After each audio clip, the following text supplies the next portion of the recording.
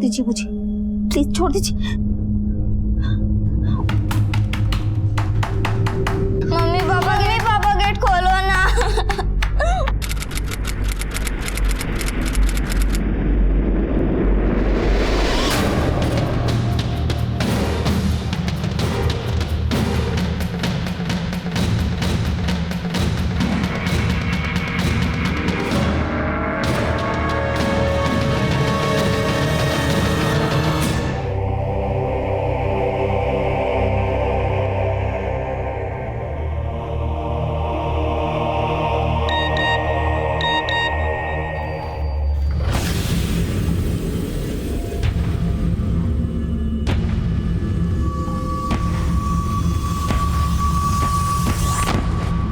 पता नहीं इस लड़की को आजकल क्या हो गया, हमेशा गुमसुम सी रहती है। जब भी कुछ पूछो ये लड़की कुछ बताती ही नहीं है। अरे इस उम्र में अक्सर ऐसा होता ही रहता है। क्या होता है? कुछ बच्चे पेरेंट्स के साथ सब कुछ शेयर नहीं करते। थोड़ा प्यार से पूछा करो, कहीं कोई अफेयर या ब्रेकअप वगैरह का चक्कर तो नहीं है? मम्मी मैं कोचिंग क्लास जा रही हूँ। घर में चश्मा क्यों लगा रखा है? वो इन्फेक्शन हो गया है इसीलिए। अच्छा मुझे देर हो रही है, मैं चलती हूँ।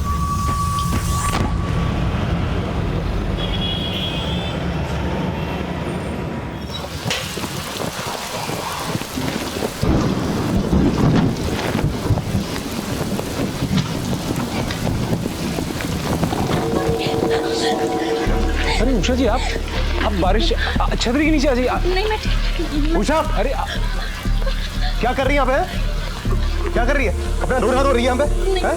फिर आशिक है ये? अरे तू चुप ही रह। चल चल तू तो चल।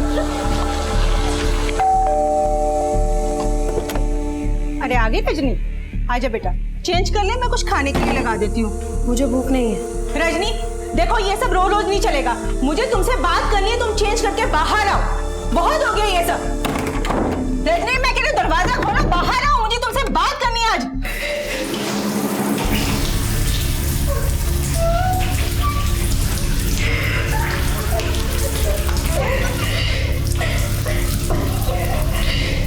पायल, ऊपर ड्रेसिंग टेबल के पास सामान की लिस्ट रखी है, जल्दी से लेकर नीचे आओ। भाई क्या बात है, आजकल बहुत शॉपिंग वॉपिंग हो रही है। अरे पायल के कॉलेज का एनुअल डे है और मॉडलिंग कंपटीशन भी। फैशन मैगजीन्स कवर करी इस कंपटीशन को। मैं जीत गई तो टीवी, एड, फिल्म्स, हर जगह छा जाओगी तुम तो। और फिर बॉलीवुड में एंट्री, फिर हॉलीवुड में। अरे वाह, स्टार बन के हमको भूल तो नहीं जाओगी ना? शायद भूल भी जाओ। ले मार्केट जाना तो तू नहीं भूलती है, और अपने भैया भाभी को भूल जाएगी। भाभी आई वाज जस्ट किडिंग। अच्छा जल्दी चल वरना बहुत ट्रैफिक मिलेगा। अरे हाँ बाय भैया। बाय। चलती हूँ, बाय। अरे सुनो, खाते जाओ ना कुछ। बेटा तुम हमसे कुछ छुपा तो नहीं रही हो?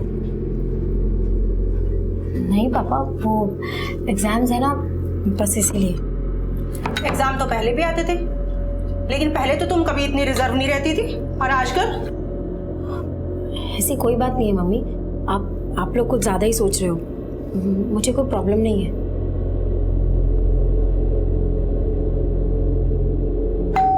आ रहा हूँ भाई, आ रहा हूँ। अरे उषा जी आपको तो बहुत चोट लगी है। आप अंदर है क्या? आप बैठिए इधर आइए। नहीं नहीं मानव जी, मैं यहीं ठीक हूँ। मेरी एक हेल्प करेंगे प्लीज? ये दवा मुझे लाके दे देंगे प्लीज? प्लीज मानव जी, मुझे बहुत दर्द हो रहा है।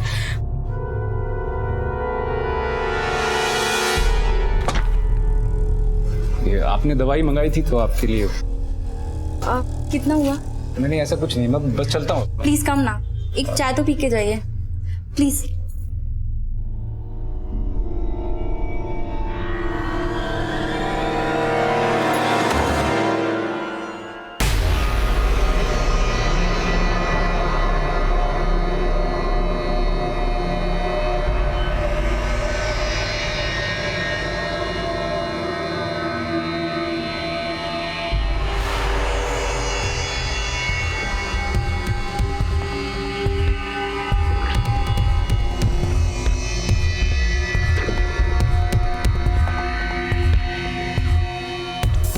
आप ठीक तो है ना?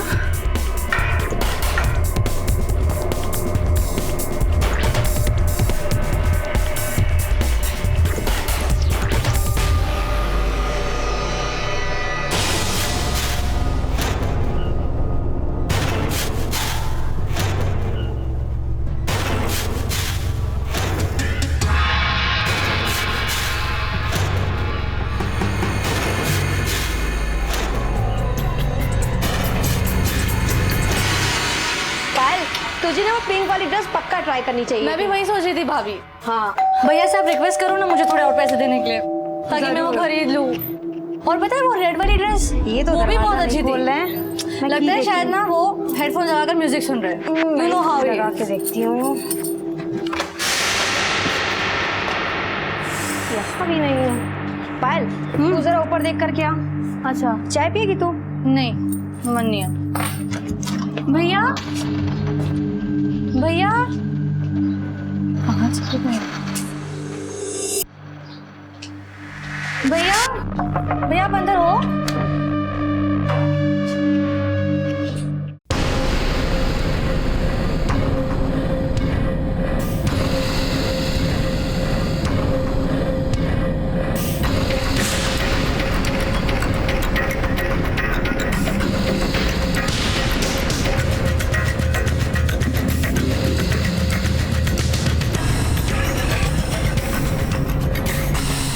भाभी हाँ भैया तो ऊपर भी नहीं है। ऊपर भी नहीं है। हाँ कहाँ चले गए? फोन करती हूँ।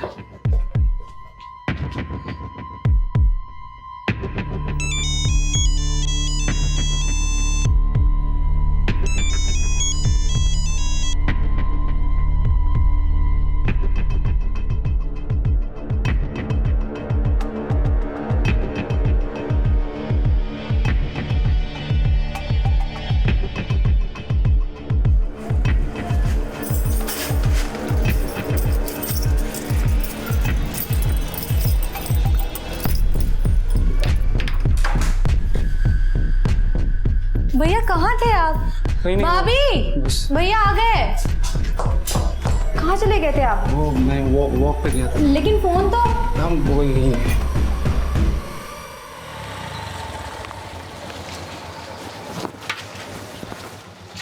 मानव जी नमस्कार।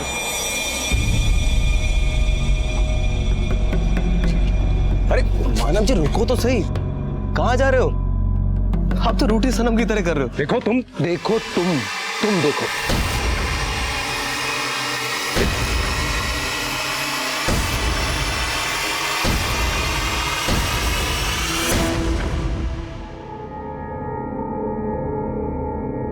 कहाँ जा रही हो?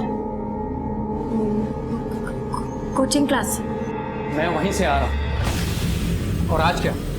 पिछले 1 महीने से तुमने एक भी क्लास अटेंड नहीं की है। क्यों? चल क्या रहा है? झूठ क्यों बोल रहे हो तुम?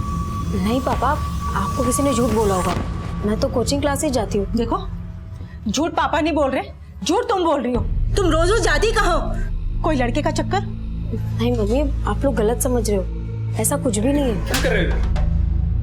मुझे सच सच बता दो, तुम हमारी नाक कटाने कहाँ जाती हो? देखो बेटा, हमने तुम्हारी लाइफ में कभी इंटरफेयर नहीं किया और तुम हमें भी अंधेरे में रख रही हो। हाँ? बोलो क्या बात है? इससे प्यार से बात करने की जरूरत नहीं है। ये लड़की एक दिन हमारी इज्जत के बट्टे लगा कर रहेगी। कुछ बोलती क्यों नहीं? चुप क्यों है? अरे बोलो ना, कुछ बोलते क्यों नहीं? रजनी रजनी! रजनी बात सुनो, दरवाजा खोलो। रजनी दरवाजा खोलो बेटा। रजनी दरवाजा खोलो। रजनी रजनी बेटा दरवाजा खोलो बेटा। रजनी दरवाजा खोलो बेटा। रजनी दरवाजा खोलो।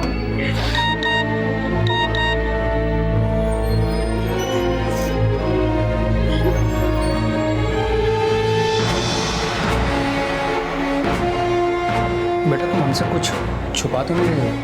ये लड़की एक दिन हमारी इज्जत के बट्टे लगा कर रहेगी। कुछ बोलती क्यों नहीं? चुप क्यों है? अरे बोलो ना कुछ।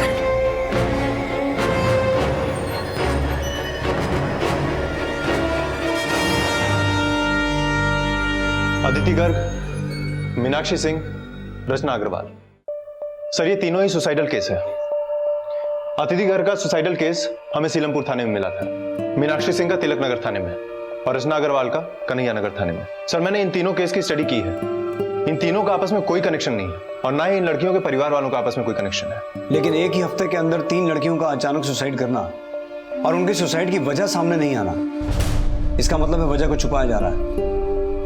और माना इनका आपस में कोई कनेक्शन नहीं है, लेकिन इनके सुसाइड की वजह एक ही हो तो? सर शादरा पुलिस स्टेशन से पता चला शादरा में एक और लड़की ने सुसाइड किया है।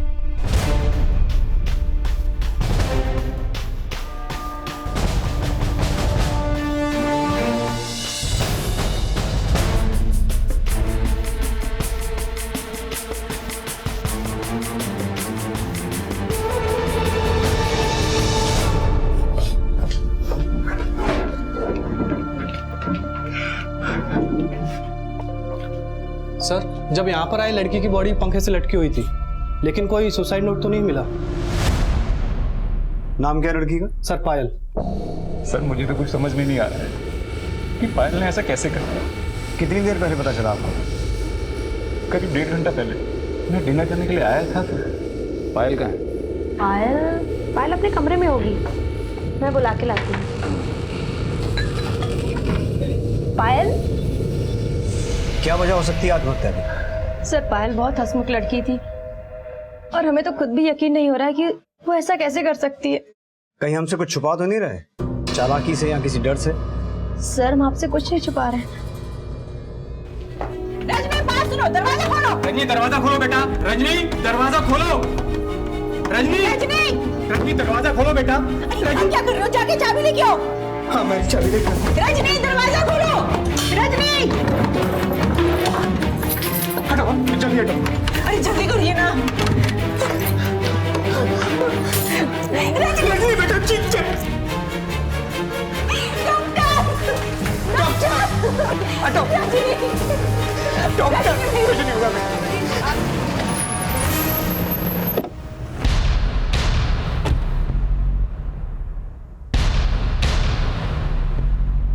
सर रजनी पिछले काफ़ी दिनों से परेशान लग रही थी। हमने उसकी परेशानी जानने की बहुत कोशिश की, लेकिन उसने कभी हमें कुछ बताया ही नहीं।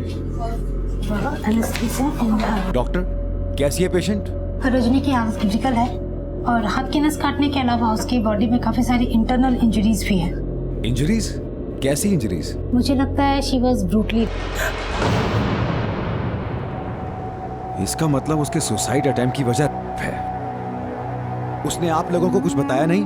नहीं सर, वो तो कल रात से घर पे ही है। पर उसके साथ जो हुआ वो नॉर्मल नहीं है। आई फील पिछले कई दिनों से उसके साथ लगातार सिर्फ जबरदस्ती नहीं, दरिंदगी के साथ कई बार हुआ है। उसका प्राइवेट पार्ट पूरी तरह डैमेज हो चुका है, कंटिन्यूसली ब्लीडिंग भी हो रही है।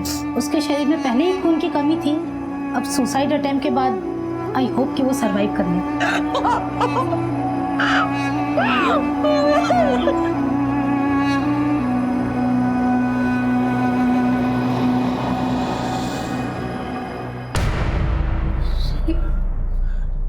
नहीं सर, पायल के साथ ऐसे कैसे हो सकता है? पायल की पोस्टमार्टम रिपोर्ट से ये साफ है कि जिस दिन उसने आत्महत्या की थी उसके साथ हुआ था। शायद इसीलिए उसने आत्महत्या की थी। अब आप बोलिए, आपको किस पे शक है?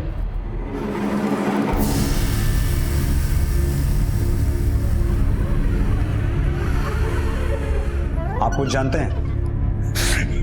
नहीं सर, मैं कुछ नहीं जानता।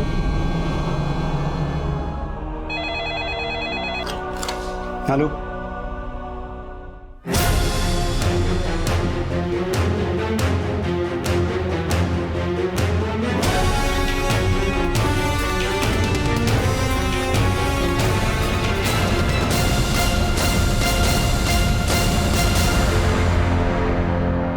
सर मैंने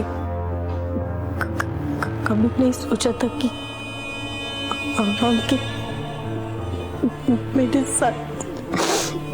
कौन अंकित? मेरा क्लासमेट। उसने अपने फ्रेंड्स के साथ मिलके मेरे साथ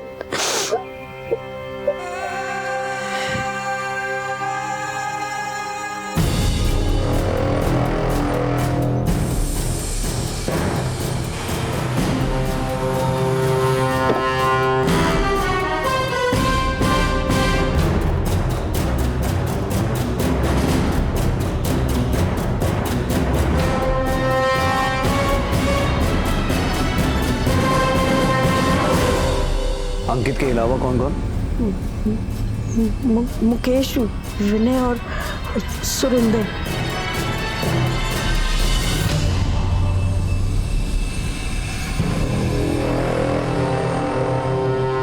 अंकित मेरा बॉयफ्रेंड था। I trusted him।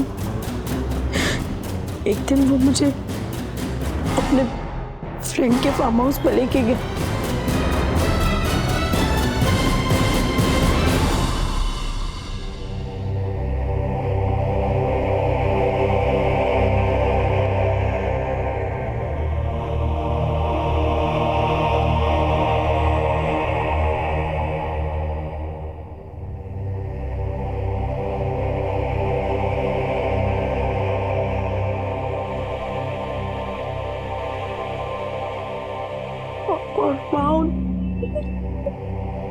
चारों ने मिलके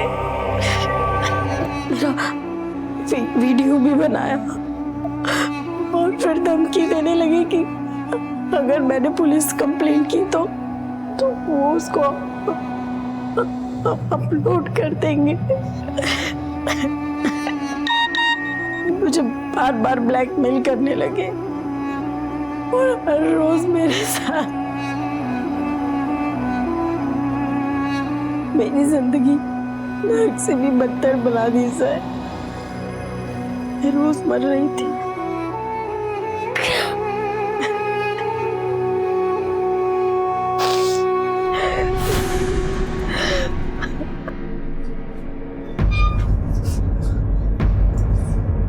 बात चुल उठती है, करोगे वीडियो बनाओगे? हाँ? क्या किया वीडियो का? अपलोड किया? नहीं सर। तो फिर वीडियो बनाया क्यों? गलती हो गई सर, गलती हो गई। कहाँ वीडियो? मोबाइल में।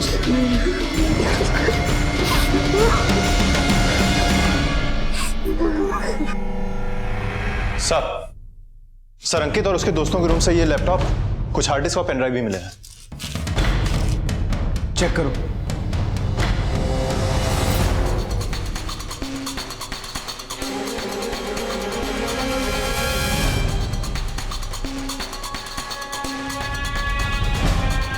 माधव सर।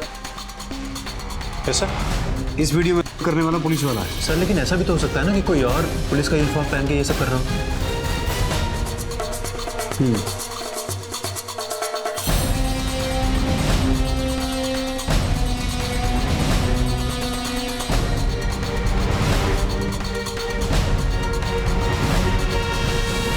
ये लड़की पायल है ना? हाँ सर, ये तो पायल ही है। सर हमने उस लड़की का नहीं किया सर हमने तो सिर्फ वो वीडियो पर चेंज किया था सर। सर सच कह रहा हूँ सर वो वीडियो देख के तो हमें रजनी का वीडियो बनाने का आइडिया आया था। कहाँ से परचेज किया था? सर लाल कुआं से सर। कौन सी दुकान से, नाम बताओ उसका। दुकान से नहीं किया सर दुकान से नहीं किया, सच कह रहा हूँ सर, मैं अक्सर वहाँ जाता था। भैया कोई रॉ माल है क्या? अरे हम वो सब नहीं रखते यार, लेकिन बता सकते हो कौन रखता है? वो नहीं पता, कोई पिक्चर चाहिए तो बता। रुक, रॉ चाहिए, आजा पीछे देख। एक का 150, दो का 250 और तीन का 250। कितना तो बोल भैया। 200 में दो दे दो ना। ठीक, भाव नहीं करता, लेना है तो बोल। अच्छा ठीक है, एक ही दे। मोबाइल दे। तो उसने तुझे पायल का वीडियो बेचा? हाँ सर, लेकिन मैं उसको जानता नहीं सर। उसका स्केच बनवा सकता है? सर सिर्फ 2 मिनट के लिए मिला था सर। अपने खबरियों को काम पे लगाओ, उन्हें कहो पता करें कि लाल कुआं इलाके में वाकई कोई ऐसा है जो ऐसे वीडियोस भेजता है, या ये लड़का झूठ बोल रहा है। ठीक है सर। और सुनो सर, पायल के भाई को बुलाओ। ठीक है सर।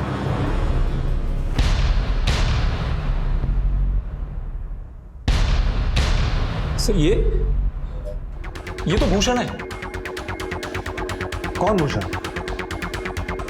अरे अनंत जी रुको तो सही, कहाँ जा रहे हो? देखो तुम देखो।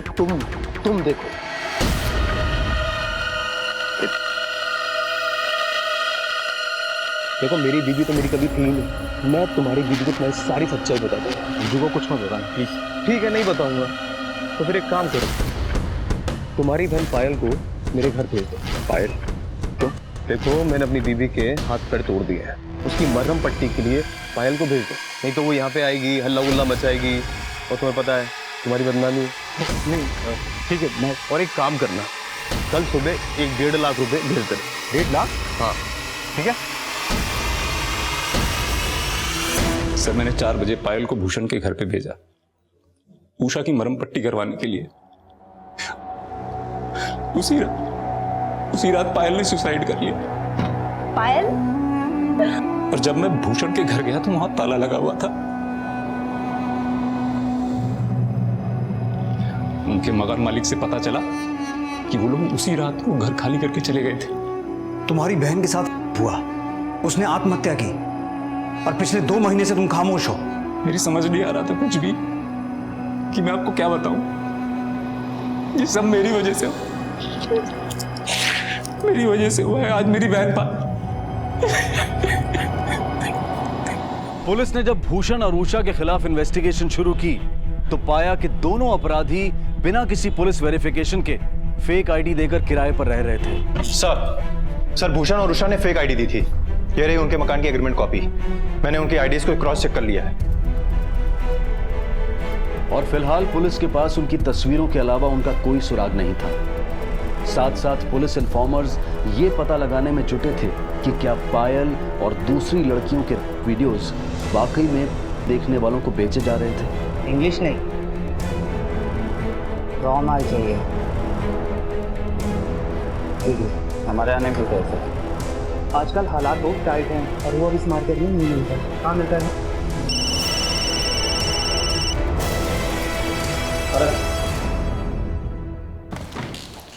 सर 2-3 हफ्ते पहले लाल कुआं मार्केट में पायरेटेड डीवीडीज बेचने वालों के यहाँ रेड पड़ी थी।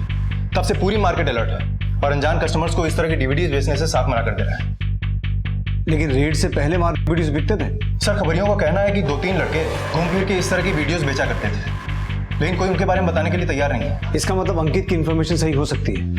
कहाँ से परचेज किया था? सर लाल कुआं से सर। कौन सी दुकान से, नाम बताओ उसका। दुकान से नहीं किया सर। अगर ऐसे वीडियोस बिक रहे थे तो ये बहुत ही सीरियस मैटर है और पूरे चांसेस हैं कि पायल के अलावा और भी कई लड़कियों के वीडियोस वहाँ बिक रहे हो। दिल्ली और एनसीआर में ऐसी जितनी भी मार्केट्स हैं, अपने खबरियों की टीम को वहाँ छानबीन के लिए लगा दो। पिछले 6 महीने में शारीरिक शोषण, घरेलू शोषण के जितने भी केसेस हैं सबको रीचेक करवाओ।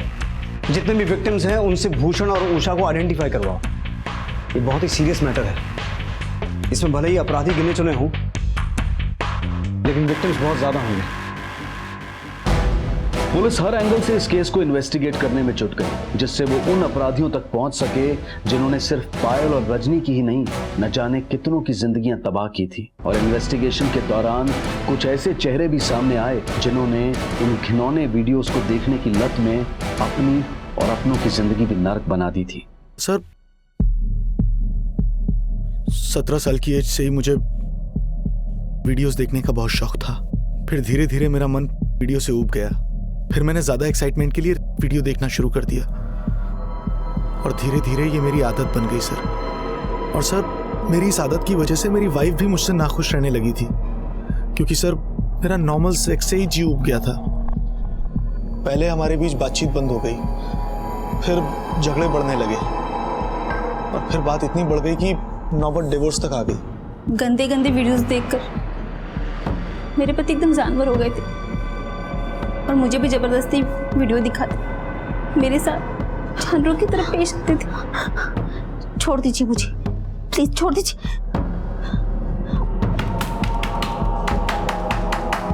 मम्मी पापा गेट खोलो। कि वो एक बच्ची के बाप हो।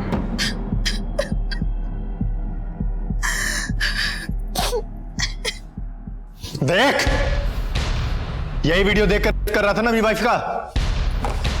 एक बात बता, पुलिस वाला तो तू नहीं है, फिर पुलिस की यूनिफॉर्म पहन के अपनी वाइफ के साथ क्यों करता था? वो वीडियो देखकर आइडिया मिला था। कहां से मिला ये वीडियो? कई हफ्तों की इन्वेस्टिगेशन के बाद आखिरकार पुलिस को जैसे वीडियोस बेचने वालों तक पहुंचने का जरिया मिला। ये अपने दोस्त हैं, नए पुराने सारे कलेक्शन खरीदना चाहते हैं।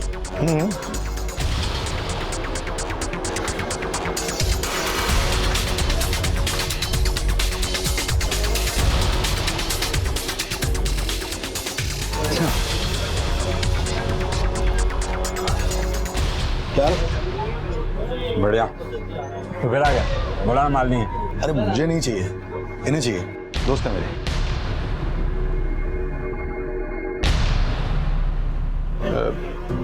बस इतना ही है। जो दिखा रहा हूँ वही दूंगा। एक एक करके सीडी तो चेक नहीं करा सकता ना। देख क्या रहा है बे, एकदम रॉ माल है। क्यों, ये भी रॉ है ना? देख ले, तेरी गली मोहल्ले ऑफिस कहीं की भी हो सकती है। तेरी बहन और बेटी भी हो सकती है, समझा? लेके जाओ सर। ले चलो इसे, और यहाँ पर जितने भी हार्ड ड्राइव, डीवीडी और पेन ड्राइव हैं सब ले चलो। हमें कुछ नहीं पता सर, वो लोग कहाँ से लेके आते थे हमें कुछ नहीं पता, हम तो बस खरीद लेते थे सर। नाम क्या उनके, नाम बता। सर नाम नहीं पता था, सब 5-6 लोग हैं, सब नाम नहीं बताते, ना नंबर देते हैं सर। हफ्ते 10 दिन में आते हैं बस एक बार सर, बस। ये दोनों भी आते थे सर? इस लड़की का तो पता नहीं, हाँ पर ये आदमी आता था सर, पिछले 1 महीने तक आता था सर। माधव सर, शायद ये जानते हो ये कौन है, उनके नाम क्या है। एक काम करो, इन्हें मालपुआ खिलाओ, शायद इन्हें याद आ जाए। सर मैंने इन दुकानदारों को बहुत तोड़ा, पर ये लोग किसी को नाम से नहीं जानते, तो मैंने वीडियोस देने वालों का स्केच बनवाने के लिए बोल दिया है। एक काम करते हैं माधव सर, इनके पास से जो वीडियोस मिले हैं उन्हें क्लोजली देखते हैं, शायद उन वीडियोस में से उन क्रिमिनल्स का कोई ना कोई क्लू मिले। सर पुलिस ने जब ये वीडियोस देखने शुरू किए तो आत्महत्या करने वाली अदिति, मीनाक्षी और रचना के भी चौंका देने वाले वीडियोस सामने आए, और उनके अलावा ऐसे कई नए पीड़ित भी सामने आए जिनके साथ हुए घिनौने अपराध को रिकॉर्ड करके खुलेआम बेचा जा रहा था। पीड़ितों की फेहरिस्त बढ़ रही थी और उनके साथ हुए गुनाहों के कई मंजर बेहद ही दिल दहला देने वाले थे, लेकिन ड्यूटी के फर्ज और जल्द से जल्द अपराधियों तक पहुंचने के जज्बे में पुलिस उन दृश्यों को देखने पर मजबूर थी जिन्हें देखकर किसी की भी रूह कांप जाए। इन वीडियोस में कुल 106 विक्टिम्स हैं, और हम जिन्हें ऑलरेडी जानते हैं वो इसका 1/4 भी नहीं है। पता करो बाकी के विक्टिम्स कहाँ हैं, किस नरक में सड़ रहे हैं, जिंदा भी हैं या गुमनाम जिंदगी बन के रह गए। सर विक्टिम्स 106 हैं, लेकिन यहाँ अपराधी भी कुछ कम नहीं है। हालांकि किसी का चेहरा सामने नहीं आया है, लेकिन सर ये सब किसी एक गैंग का काम नहीं लगता। सर लोकेशंस पे फोकस करें तो कुल 17 लोकेशंस हैं, और अगर ये गैंग्स अलग अलग हैं तो कुल 17 गैंग हो सकते हैं। हाँ सर। लोकेशन की स्ट्रेस दिखाना।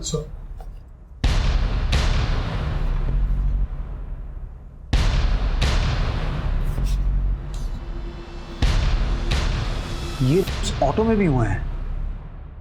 किसी ने ऑटो का कोई वीडियो देखा? मेरे पास एक वीडियो है सर, 1 मिनट दिखाओ।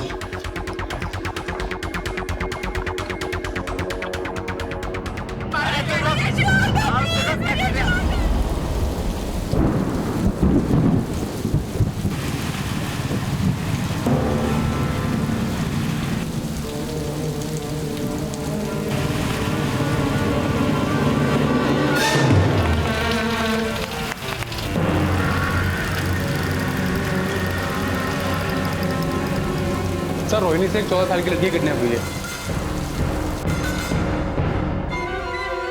सर मेरी बच्ची को बचा लीजिए सर, प्लीज सर। कहाँ से किडनैप हुई? सर वो डांस क्लास के लिए गई थी, लेकिन वहां भी नहीं पहुंची, और जब हम उसे ढूंढने निकले तो उसकी साइकिल दीपली गांव के पास मिली।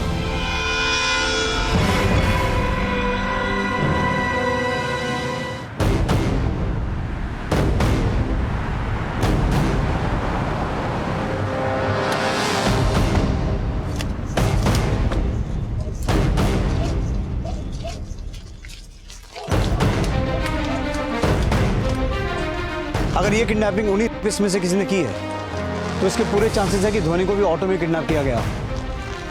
एक काम करो, अगर आसपास कोई सीसीटीवी लगा है तो उसका फुटेज निकलवाओ। Okay sir.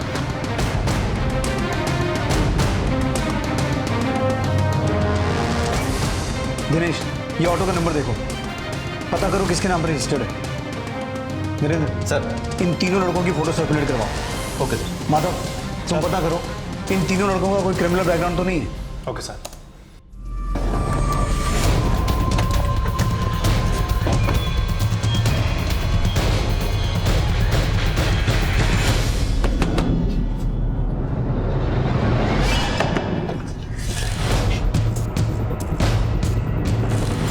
हाँ साहब, ये रिक्शा मेरा ही है, मैंने इसको चलाने के लिए अभय चौधरी को दिया है। इनमें से कौन है अभय चौधरी?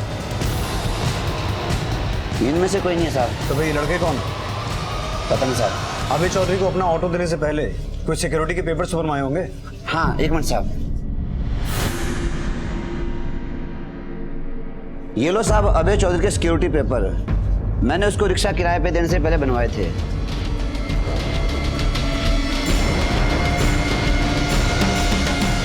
यही है अभय चौधरी? हाँ जी साहब।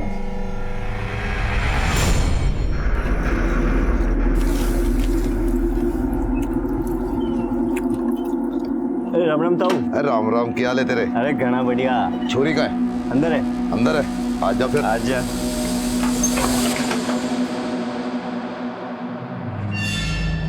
आज घर में नहीं, खेतों में करेंगे। खुले में मजा ही अलग है पिक्चर बनाने का।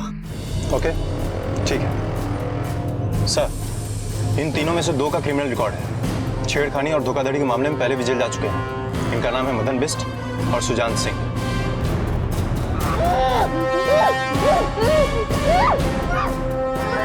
तीसरा वो छोटे वाला होगा। कहाँ के रहने वाले हैं? कंझावला सर। हेलो सर, उस ऑटो ने अभी रोहिणी सेक्टर 22 का सिग्नल क्रॉस किया था। इसका मतलब है धोनी को लेके कंझावला ही गए हैं। Baldev, Kanjhawala road, quick. भाग भाग। कर लो शिकार। चल।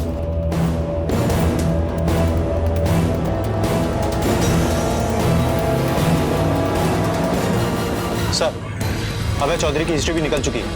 वो फ्रीलांस वीडियोग्राफर भी है। इसका मतलब ये वही रेपिस्ट हैं जो लड़कियों का वीडियो बनाते हैं। बलदेव, जल्दी।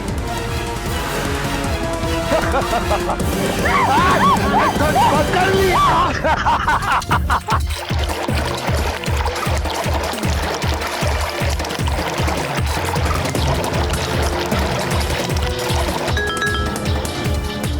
सर, अभय चौधरी का नंबर भी मिल गया। कैसे? क्विक।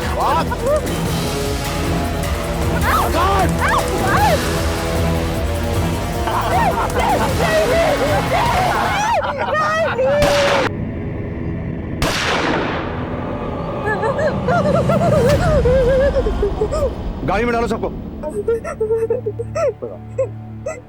ऐसे हैवानों की हमारे समाज में कभी कोई जगह हो ही नहीं सकती।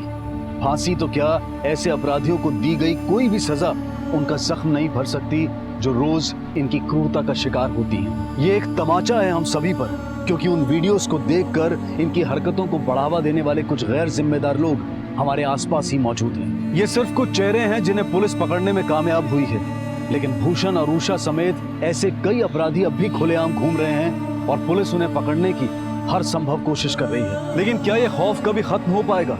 क्योंकि आंकड़े बताते हैं कि साल दर साल ऐसी घटनाएं बढ़ रही हैं, ऐसे अपराध बढ़ रहे हैं। इस पर विचार की जरूरत है।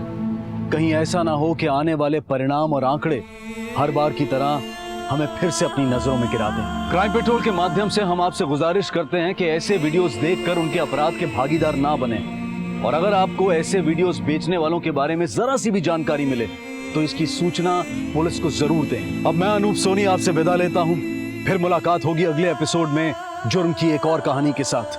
तब तक अपना और अपने परिवार का ख्याल रखें और देखते रहें क्राइम पेट्रोल डायल 100। सबक एक को सीख हम सबको। जय हिंद।